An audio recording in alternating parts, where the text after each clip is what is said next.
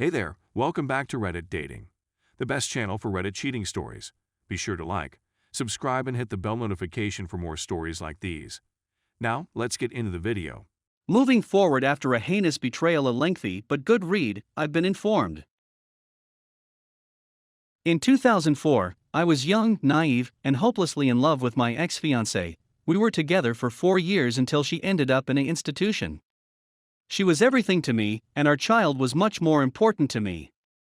You're most likely thinking about the next 4 years. So, I've had enough time to move on. I'm mostly over it, but I do get a little nostalgic around significant anniversaries from that relationship, such as the day we moved in together, which was yesterday.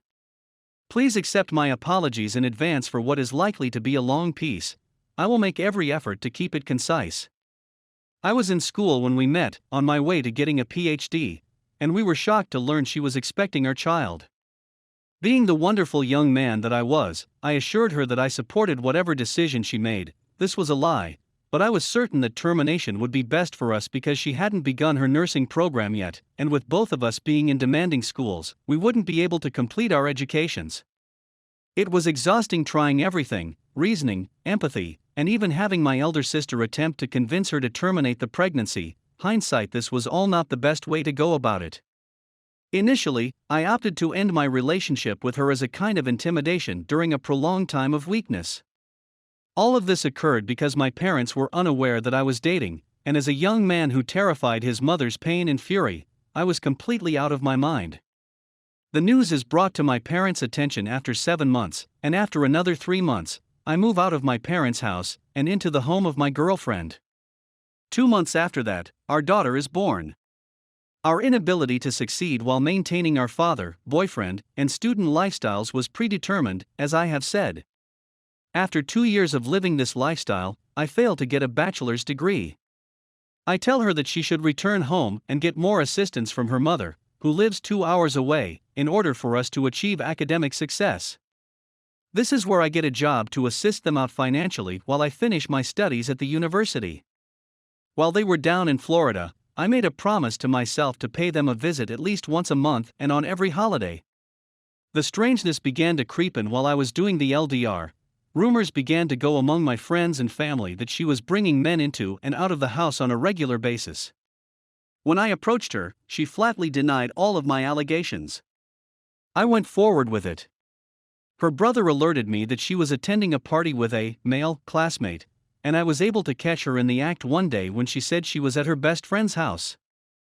Consequently, since I had the day off, I traveled down to her house and tried to wait for her there. Her mother had heard that I was coming and had gone home to shower before seeing me in. A series of occurrences identical to this one followed, and it was the following that proved to be the last straw. It's Christmas time, and our daughter is 3 years old this year. It was in February that I proposed to her, and we will be married in 3 months.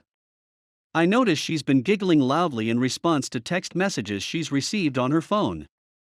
Even if my suspicions are only modest, I'm planning on trying to get through the Christmas season and deal with it later. During our Christmas party, she gets very inebriated and accuses me of not believing in her, which comes as a surprise given the fact that I hadn't spoken anything to her in more than 4 months.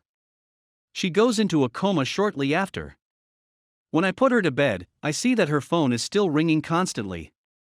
Given that she had her iPhone set up to display messages even when it was locked, I couldn't help but note that this particular message was from a male friend she had mentioned on many occasions. "Baby, I miss you so horribly," he writes. My anger has reached boiling point at this time, so I attempt to channel her energy and see what results. "You can come through in about 40 minutes. Him, is your boyfriend asleep yet? I want to come through. Me, he's going to bed, so you can come through in about 40 minutes.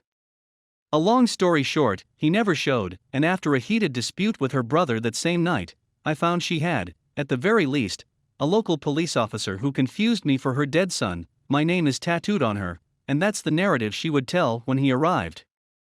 I don't get any sleep that night, and when she comes in, I interrogate her about what happened the night before. When I inquire about her phone, she gets defensive, but she quickly answers, "It was all a trap to see if you would check through my phone," she says.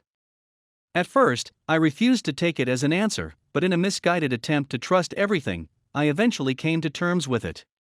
After a year has passed, we have decided not to be married because of a last-minute gut feeling. While reflecting on the past, another dreadful emotion comes over me, and the feeling tells me that I should find out whether or not my child is biologically mine.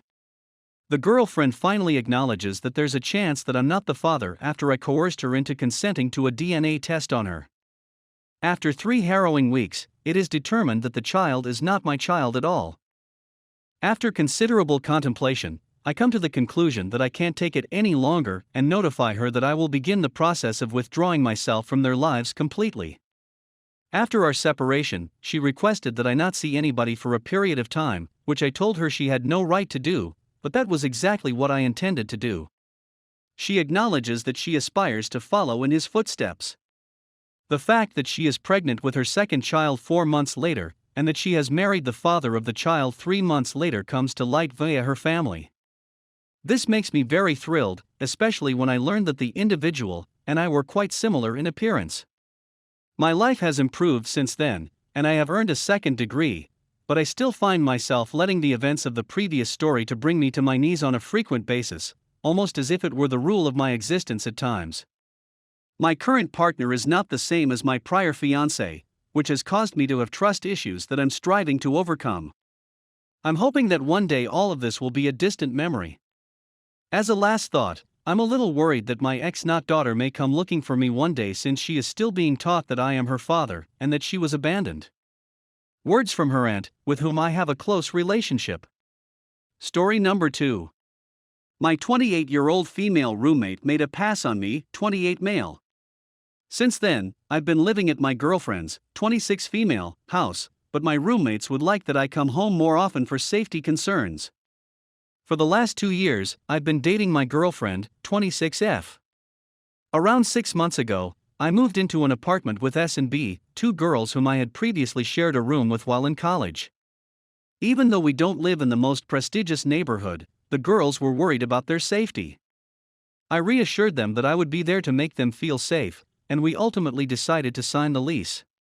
A lot of time was spent together by the 4 of us, and my girlfriend quickly became close friends with S and B. S tried to kiss me one night when he was really intoxicated. It came out of nowhere, and I was able to shut her down in a flash. As you can expect, my girlfriend was obviously unhappy when I told her what had happened that night. Her apology and responsibility for the next day's drinking were sincere, but she was also hurt by my rejection, she said. I told her how much I cherished my relationship with my partner. That was just what I needed to hear, S said. We were courteous to one another, but the roommate hangouts had clearly come to an end. My girlfriend and I had a discussion about it, and she expressed concern about S and me becoming anything more than roommates, which I understood. Roommates who are courteous to one another, rather than roommates who are buds. The sentiment was shared by me entirely. Since then, I haven't spent much time at home with my family. We meet up at my girlfriend's place since she is a solitary person. In the previous 3.5 months, I've only been able to sleep in my own apartment 3 times. I have continued to make my rent and half of the utility payments. I'm not doing this because my girlfriend doesn't like it when I'm around or anything like that. I'm doing this because I like to be close to my partner, and since my current location makes me feel uneasy right now. Consequently, it is a win-win scenario. S called my girlfriend to apologize, and my girlfriend, who has a kind heart, reminded her that everyone makes errors. S apologized again, and my girlfriend assured her that everyone makes mistakes. She did, however, state emphatically that she no longer considered her a friend in the traditional sense. A few days ago, B and S messaged me to express how much they missed having me around. They also stated that B had been assaulted outside the apartment the previous week, and that S had been followed home from the bus stop on many separate occasions. In fact, I had no problem accompanying them outside at night to smoke, bringing them to the grocery store, picking them up at the bus stop, and other activities. Then I told them that I was very sorry for what had transpired, but I also informed them that things had changed and that I would not be able to aid them in the same manner in the future. That upset B and S since they had originally shown a reluctance to settle in the region until I convinced them to do so. In reality, I hadn't convinced them at all, all I had done was make a casual comment, but that's another story. My girlfriend sympathized with me on that last point and reminded me that she believes in me, and that I am free to go be by myself if I so want. I just, really, don't want to do it. I like spending time at her place, and she expresses pleasure in having me there as well. But I'm not sure how I'm going to deal with this situation right now. I see their point of view, but I'm at a loss for what to do in this case. For the time being, neither I nor the women will be able to move around freely. For the time being, we're committed to our lease until May.